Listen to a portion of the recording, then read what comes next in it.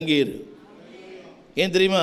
ஒரு வார்த்தை இருக்குது, I will protect you, I will provide you.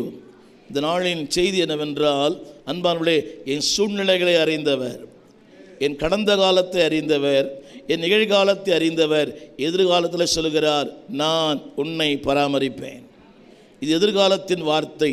ஆனால் அந்த எதிர்காலத்தை சொல்லுகிற ஒரு தேவனுக்கு என் கடந்த காலம் தெரியும், எனக்கு எல்லாமே தெரியும். திரும்ப இந்த நாளின் செய்தியை சொல்ல விரும்புகிறேன். இந்த நாளில் ஒரு செய்தி என்னவென்றால், உண்மையாகவே தேவன் என்னை பராமரிக்க முடியுமா? தேவைகள் நிறைந்த உலகம். நான் சொல்கிறது பணத்தேவை அல்ல, பொருளாதார தேவை, சரீர தேவை, நிம்மதி தேவை, எத்தனையோ தேவைகள். எல்லாருக்கும் ஒரே தேவை அல்ல. தேவையில்லாத மனிதர்கள் பூமியில் யாருமே இல்லை. எத்தனை பேருக்கு புரியுது?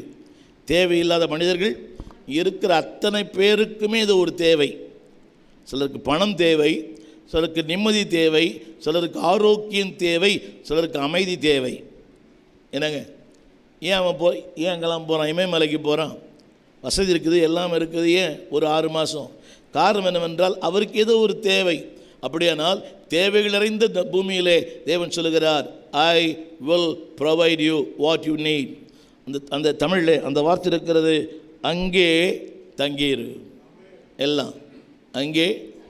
உலகமாயிரம் சொல்லும், நீ இங்கே இரு, நீ அங்கே இரு, நீ அப்படி இரு, நீ இப்படி இரு, ஐயா இந்த இடமா, ஐயா இதானா?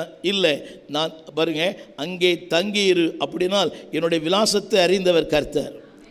He knows my whereabouts. ஏன்னா என்னை இருன்னு சொன்னவர் என் கூடவே இருப்பார். என்னை இருன்னு சொன்ன போயிடுவாரா? புரியுதா உங்களுக்கு? என்னை அங்கே இரு என்று சொன்னவர் என்னோடு தங்கியிருப்பார். பகலானாலும் வெயிலானாலும் மழையானாலும் எந்த சூழ்நிலையானாலும் அது எந்த நிலையிலும் என்னோடு இரு என்று சொன்னவர் என்னை விட்டு விலகவே மாட்டார். Because stay there. எல்லாம் சொல்லுங்கள், இருப்பேன். கடினம்தான், பாடுகள் தான், போராட்டம் தான். கவனிங்க, அவர் வார்த்தையை கேளுங்க, அவங்க வார்த்தையை கேட்காதீங்க. புரியவே இல்லை. அவர் வார்த்தையை கேளுங்கள், அவர்கள் வார்த்தையை. அவங்க சொல்லுவாங்க, இங்கே இருந்தால் நீ சிறப்பாக இருப்ப, சீர்கெட்டு போயிடுவேன். தேவன் எங்கே இருக்க சொல்லுகிறாரோ அங்கே இருங்கள். புரியவே இல்லை. பாடுகள் உண்டு, போராட்டம் உண்டு. அவர் சொல்லுகிற இடம் சிறப்பான இடம் அல்ல.